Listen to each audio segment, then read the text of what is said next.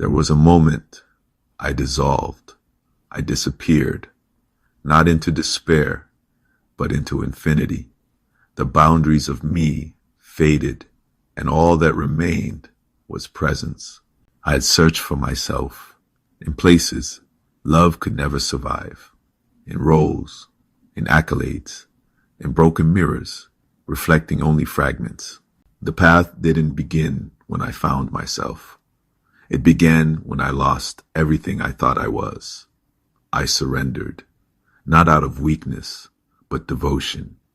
I bowed to the vast mystery, and it didn't ask me who I was. It showed me.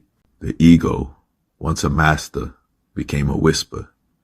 My thoughts, once thunderous, became waves in a gentle sea, and I became breath, sky, dust, and eternity, dancing to the ones still searching. You are not broken. You are becoming. Beyond judgment, beyond fear, is a love that asks for nothing, yet gives you everything. It lives inside you. You are the universe, remembering itself, not a drop in the ocean. You are the ocean, in a single sacred drop. So walk gently, sacred one. Your awakening is not an achievement. It is your essence.